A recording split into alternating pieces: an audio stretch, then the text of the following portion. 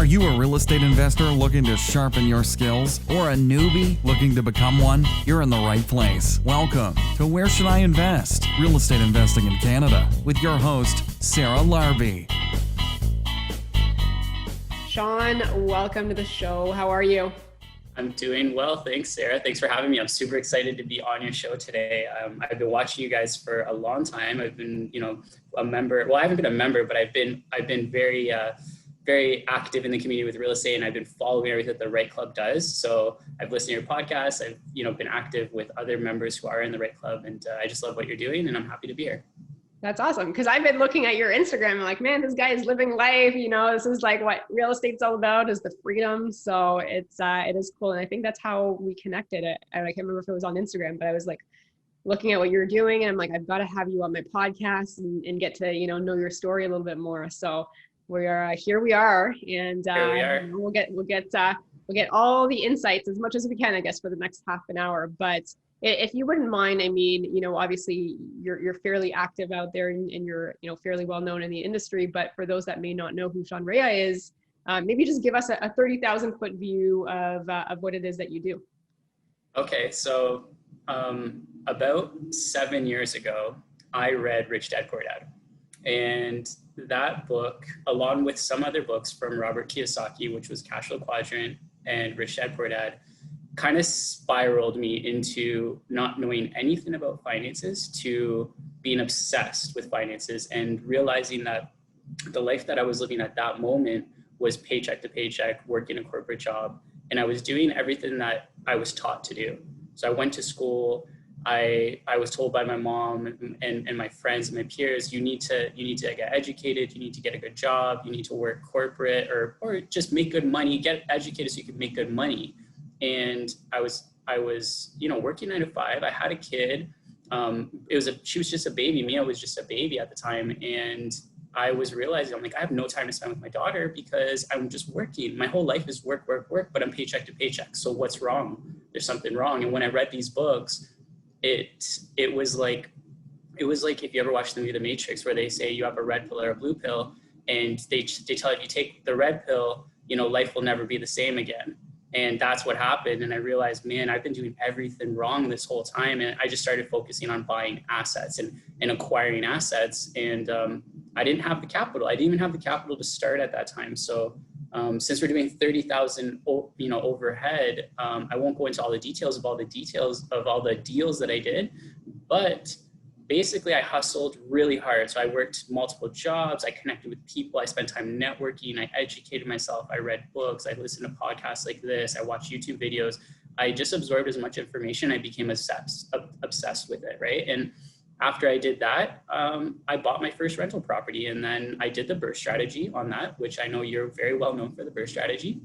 So that's what I did. And that's what changed my life. I did the burst strategy on my first 7 properties in a row. And that just kind of, scaled to where I am today, 7 years later. All right. Awesome. And you are actually zooming in from where right now? I'm actually in Belize at a condo that we bought this year.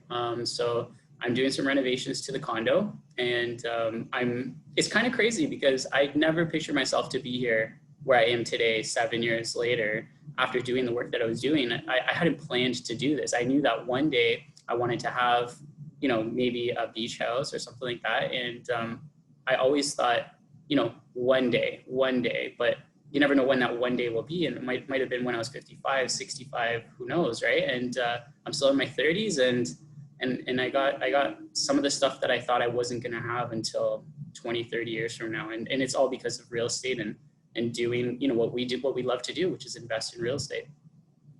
No, absolutely. I mean, it is about the freedom, and it is about the lifestyle. And obviously, you're living proof that it works, and you've got a family as well.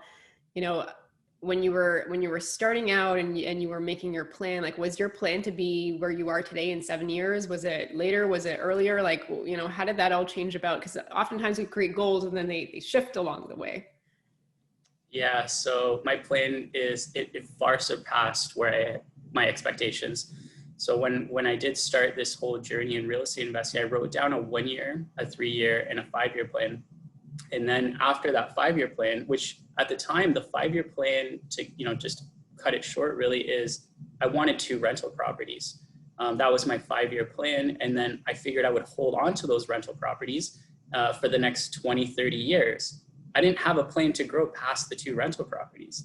And that was because I hadn't educated myself and connected with other people on BRRRR strategy and other strategies or types of financing, stuff like that. And like, I just didn't know, you don't know what you don't know. And I didn't know that at the time. So when I started, I had only planned to buy maybe 2 rental properties. And I surpassed that goal in my first year, actually, of real estate investing.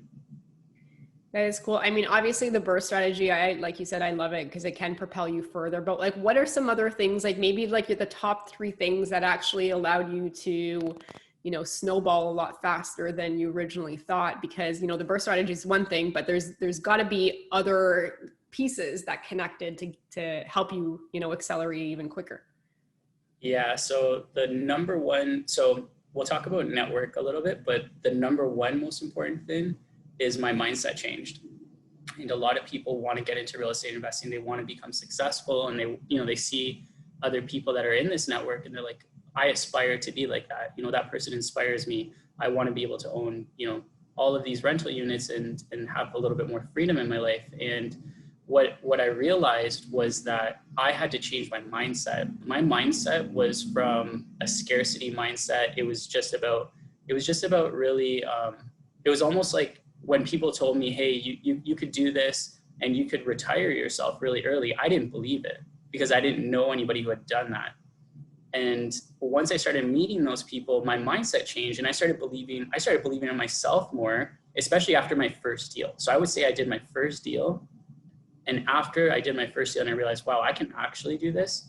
That's what propelled me, because then my mindset shifted and I realized, hey, this isn't something that I'm just reading in a book or listening to a podcast or hearing about somebody else doing it. I actually just did this. And because I was able to do it, I realized I can do it again. So let's just repeat it. Let's do it as quickly as possible. And let's connect with other people. So number 1 is mindset. Number 2 is your network, because I started connecting with people.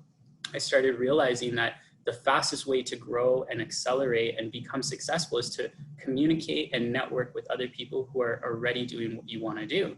Don't reinvent the wheel, right? If I wanted to learn how to do the BRRRR strategy, then I would go and ask Sarah Larby, how do I do the BRRRR strategy? Because she talks about it all the time, right? So that's basically what I did. I just plugged into a network.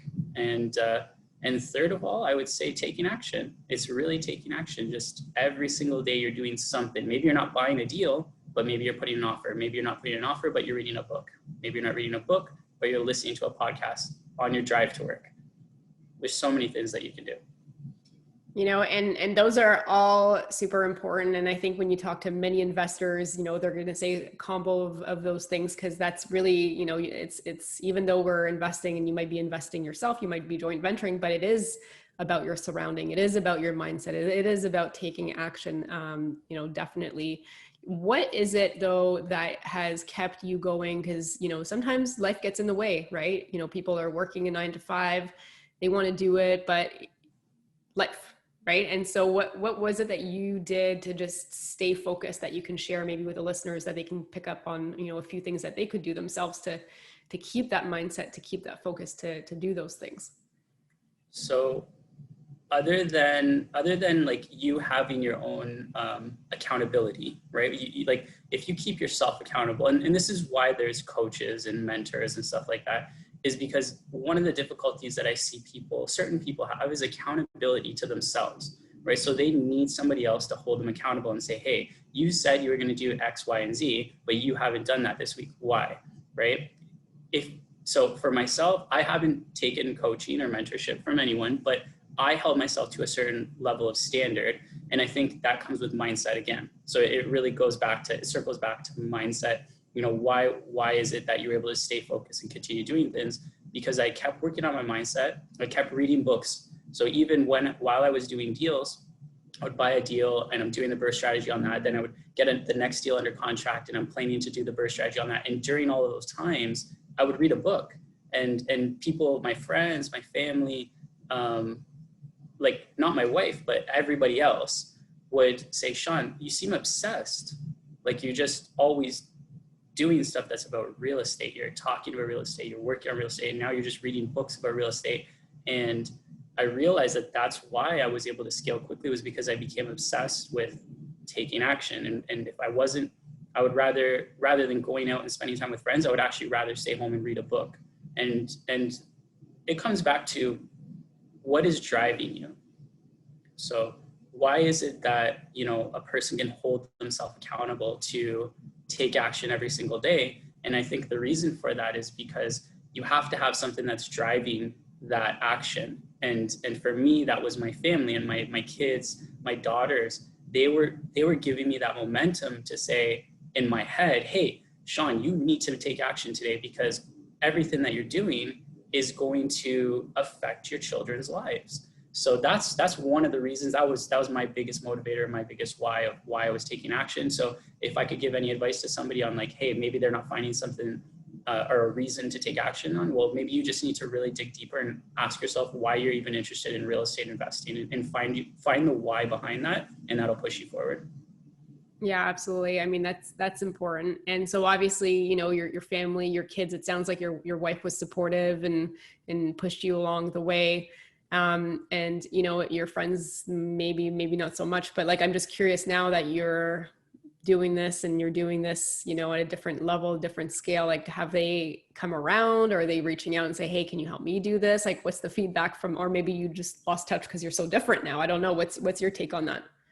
Yeah, that's a really good question. And you're right on both ends. So some of my friends, some of the people that I used to spend time with, they distanced themselves, and it wasn't necessary that, you know, I chose that. People just choose to distance themselves, depending on, you know, what you're doing with your life, and if maybe you don't have enough time anymore to spend the time together, right? So some of my friends distanced themselves, but some of my friends that didn't distance themselves from me, and I've communicated with them, and I said, hey, like, this is what you can do. You can do A, B, and C, and that'll equal a rental property, right? And then once you have that, then you can do A, B, and C, and you get another rental property. And you know, just kind of like doing like, you know, high level on how to invest in real estate. But what I realized is, and I just had this discussion. So I just got back from diving like 30 minutes ago. So I was just diving, and my dive instructor was talking to me about, we're just people who want to dive, right? And this relates to the conversation, because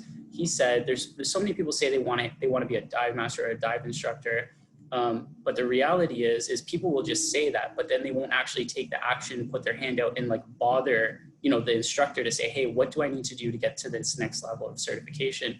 And it's the same thing with friends and family who see you doing successful things with real estate. They might say, hey, I'm interested in doing this. And some of my friends have said that, hey, I'm interested in doing this. I want to know how to do this. Can you teach me how to do this?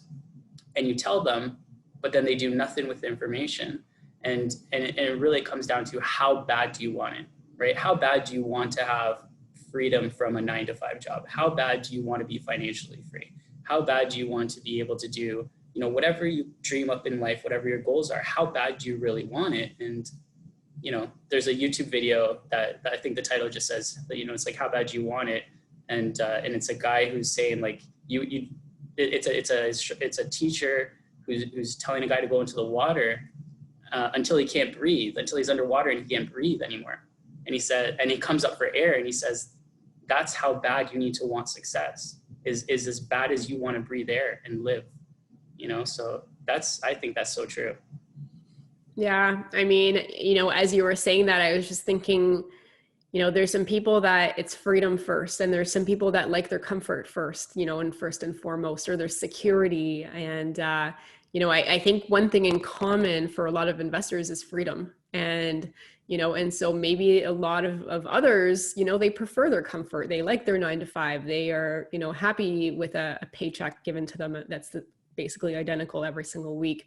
And that's cool, right? But I think, you know, maybe people that are just more geared towards freedom, and freedom brings, you know, a lot of opportunity and a lot of different things. And maybe that's the motivation that they need to be able to say, I got to get out of this rat race, because that is my first and foremost, most critical piece of what I need to accomplish. So, but let's talk about Belize, because obviously you're there for 6 weeks.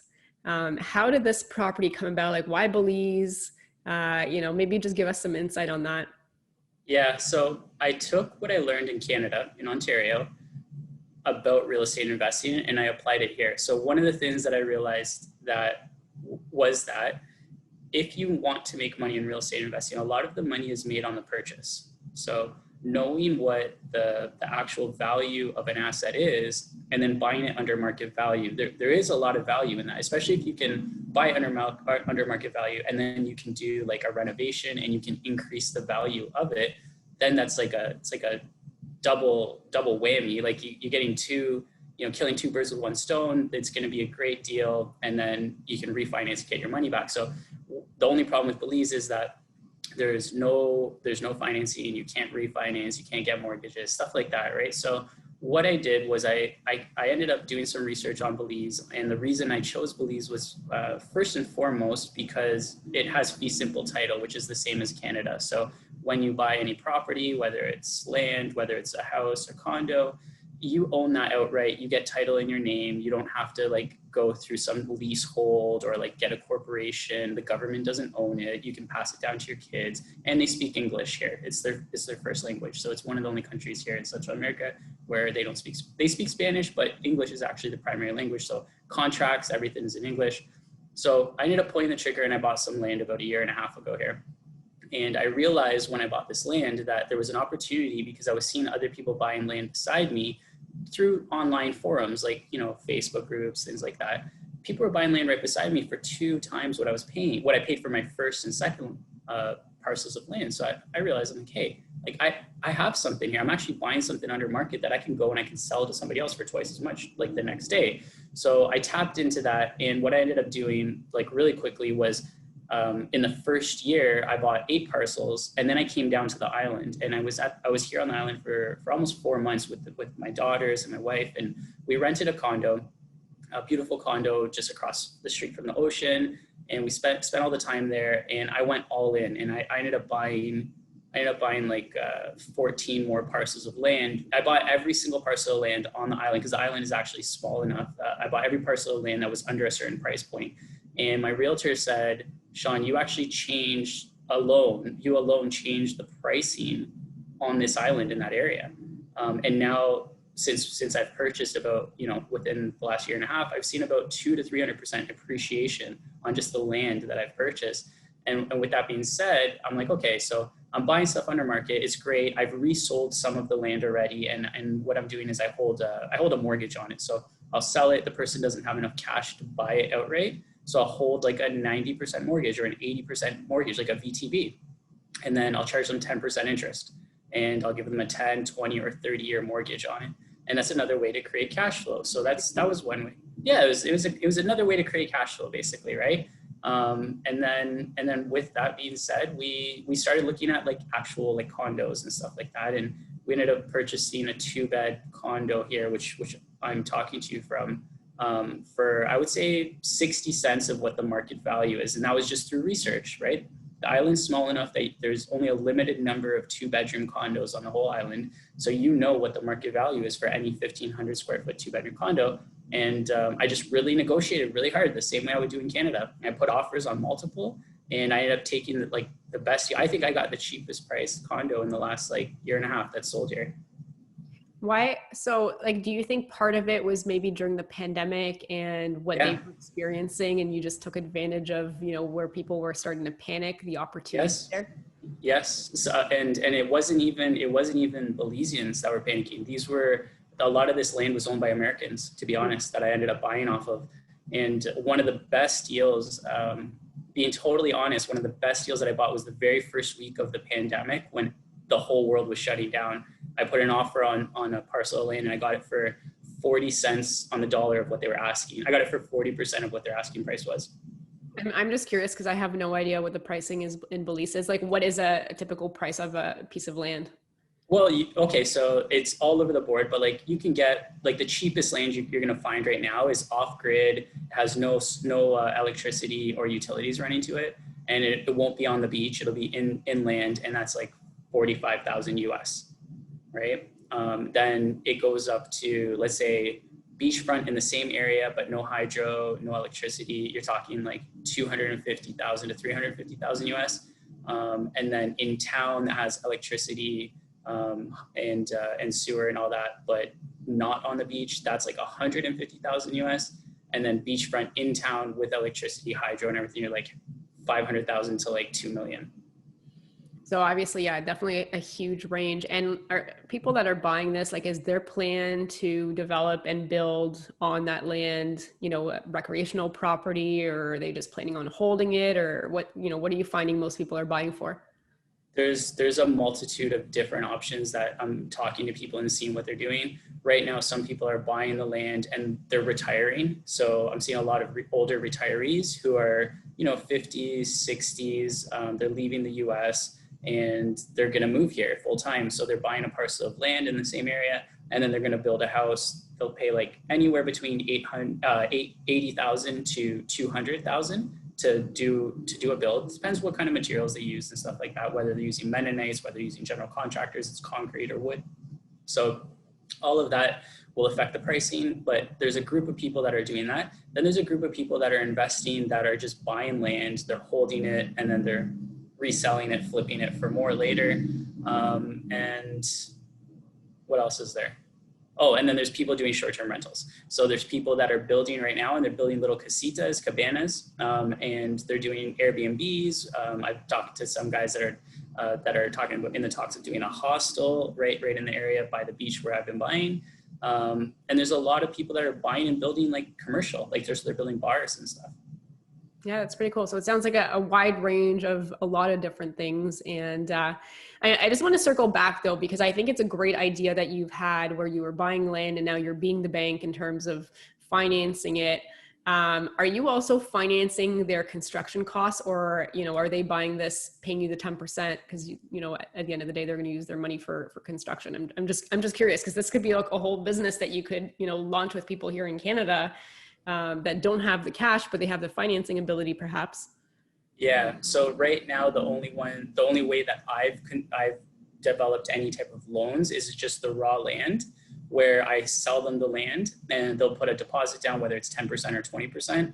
The remaining balance that they owe is a 10% interest rate for whatever term that we decide. I haven't done any construction loans or anything like that. It would just be on the raw land. And if they wanted to build, they can, but the reality is that if they end up defaulting on the loan, they don't get title until it's been paid in full. So if they ended up defaulting on the loan, they would literally construct a house, and then they wouldn't have ownership of it if they defaulted on the loan. So it'd be risky. But I mean, in terms of for you, I guess your security is pretty good from just lending the land itself then. Yeah, there would be a lot of risk if somebody were to buy it and then they'd constructed and they weren't able to continue making the payments for the land, because then they would essentially lose that home. I mean, it's a cool concept. Like, you know, and you talked about network and whatnot. Like, do you know somebody that was doing this before? Is that how you got started in it? And you know, because it is a cool concept. Like, you don't hear about it all the time. Or did you just happen to just buy one and go from there? No. It comes down to, like I said, plugging into the network, right? Plugging into networks, talking to other people that are doing it. Like, I've realized now that there's no reason people will come to you, you know, as an investor, as a business person, an entrepreneur, people come to you with ideas all the time, and they'll say, hey, I have this great business idea. You know, what do you think about this venture, right?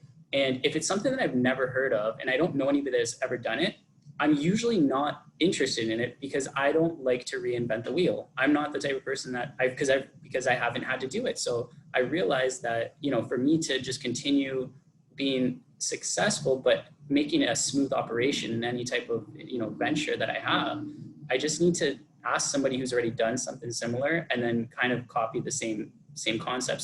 So to answer your question, I when I ended up buying some land down here, I connected with a realtor who lives out in France, but he owned a bunch of land here, and he educated me on how he ended up owning 15 mortgages here on island, living in France, but owning land in Belize and like mortgaging out all this land. And I was like, that is an amazing idea. I'm like, I could do that. And he's like, of course you could.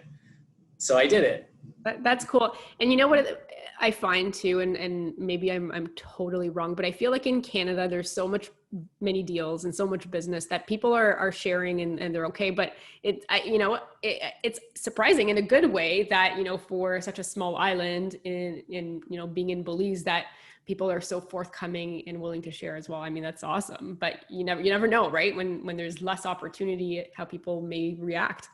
Yeah, and it depends again on like who is it that you're connecting with. So like this realtor, he goes to like Grant Cardone seminars. He's a 10x guy, obsessed or be average. So it's really, again, like who is it that you're like learning from, right? And people that are in that community, like they're all the same. Like we're all like-minded. We're trying to help each other grow. We're trying to grow. Make teamwork makes the dream work. That's it. And you said like he's a realtor, so he's probably already used to sharing this kind of stuff as well, which is awesome. What's next for you? Like what are your next goals? I mean, it looks like you guys are living the life, and maybe this is it, right? Maybe you just want to, live in Belize and, hang out with your family, which is totally cool. Like, but maybe there's something bigger. I don't know. What is it? Well, so what I started this year, I became a realtor this year in Ontario. And because I've been focused on the Niagara region, that's where I bought most of my investments. I've been helping a lot of clients and a lot of investors that are, coming up and they're buying properties and they're learning about the burst strategy and they're getting their feet wet. And so I've been really focused on doing that, providing, I guess you would say like free mentorship or free coaching through that. So I've been helping a lot of clients buy properties in the Niagara region, and it's good because I can do it remotely. So I can still do it even when I'm here in Belize. I can, write some offers. I can give them a little bit of, hindsight on, why would this, what is the return? What's your cash on cash? What's the total ROI? What is the ARV? All of this stuff, that I've learned as an investor. And so I'm doing that. I'm focused still on Belize. I'm still looking to buy more stuff here. I'm still personally looking to buy more stuff in Ontario too. So I would say, like, it's weird to say, but like I'm just getting started. No, that's awesome. And if you don't mind me asking, is your wife part of it? Is she just, there's just like, so Matt, for example, like he's supportive, but he's not like as like passionate about real estate, right? And so a lot of the stuff, I'm like, hey, we're going to do this. He's like, okay, cool. Like, how are you guys, like, are you guys kind of both working at this, at the real estate piece? Is one person kind of, doing one versus the other? So the best way to explain it, so what I ended up doing, I realized, from connecting to other successful investors, the best way to do things is systematize things. So Jen is not involved in the real estate aspect at all. She is like my number one cheerleader though. So she's my number one cheerleader on anything that I want to do. She's just like, go for it. I know you'll kill it. Right. So she has complete 100% faith on like any type of venture. When I say, hey, this is a good idea, sometimes she'll put her insight and she'll look at it from a different perspective, which I don't see. And she helps me a lot because I'm looking at always as like business, ROI, this and that. And she looks at it from like almost like a consumer.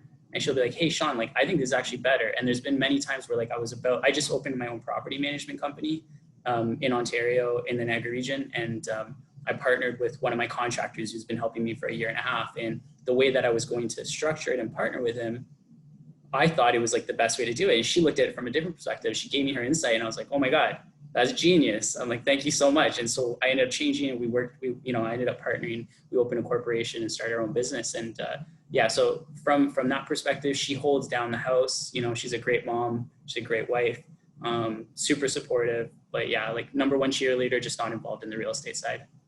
That is awesome. What's the name of your management company? It's RP Property Management in Niagara. Yeah. All right. So essentially, what is it, like Stony Creek to, Niagara Falls to Welland type of thing, or? So we'll do Niagara, Welland, Thorold, St. Catharines, Fort Erie, Port Colborne, Crystal Beach, Ridgeway. Okay. Cool. Yeah. Awesome. So obviously we can keep talking because you've got tons of insights and I'm sure so many more things we can talk about real estate related wise, but it's time for our lightning round. Are you ready to play? I'm ready to play. All right. So here are the 5 questions. Question number 1, what is your favorite real estate investing book? All right. I'm going to say Oh my God, MJ DeMarco, millionaire something. Oh my God, I can't remember. Just check MJ DeMarco is the author, and it's millionaire. It's not Millionaire Mindset, but it's millionaire something. Okay, awesome. If we find it, Francois does my my show notes. Francois, if you don't mind putting it in, that'd be awesome. All right, cool. Number 2, I don't know if you are a podcast listener. This does not have to be real estate related, but do you have a favorite podcast? I would say one of the podcasts that that honestly really helped me, like when I got started, was going to be Andrew Hines' podcast. He a lot of his guests really helped me grow, and yeah, so I would say that would be one of my favorites. All right, awesome. Number 3, what do you do for fun when it's not anything related to do with real estate? Right now, I'm completely obsessed with diving. Like obsessed. I'm diving every single day, like 2 to 3 hours a day. Oh, wow. All right. So you must be really good. Question number 4, if you lost all of your assets, all of your money tomorrow, how would you start again? Well, okay. So I do one thing different. What I did before was I worked 3 jobs to get all my money. I wouldn't do that. I would just focus on finding a really good deal that's under market. There's value, you can create value. And then I would either offer that to somebody who has money and partner with them and take 50%, or I would borrow private money and I would fund it myself, pay the 10% interest because I know that I'm going to make the deal work. And then I would scale that. All right, awesome. And last question, if somebody has $50,000, they want to get started, how would you recommend they spend their money? $50,000, find a market that you can put, that you can afford, first of all. Second of all, I would say buy books, like buy some books, or no, do Audible. So spend $15 on Audible per month. So you got 50,000, spend your $15 on Audible, listen to all the books, and then buy a property that, has the ability to cash flow. Just make sure it cash flows from day one, and then figure out the rest after. All right, awesome. Shawn, where can my listeners reach out and find out more about you? You can find me on Instagram. Easiest way to connect with me is Instagram or Facebook. You can also go to my website, which is myname.com, so ShawnRea.com. But best way is honestly social media. If you send me a message, I'll reply back. All right, very cool. I think that's actually how we connected on Instagram. Yes, it was. Yeah. Very cool. Shawn, thank you so much for being on the show. It was a pleasure having you, and thanks for sharing all of your, not all, but a lot of some, your great insights and great information with everybody listening. So I really appreciate it. Thank you so much. Thanks, Sarah. So happy that I was able to come on the show today. Thanks so much for listening to Where Should I Invest with your host, Sarah Larby. Make sure to listen in next time. We'll catch you on the next episode of Where Should I Invest?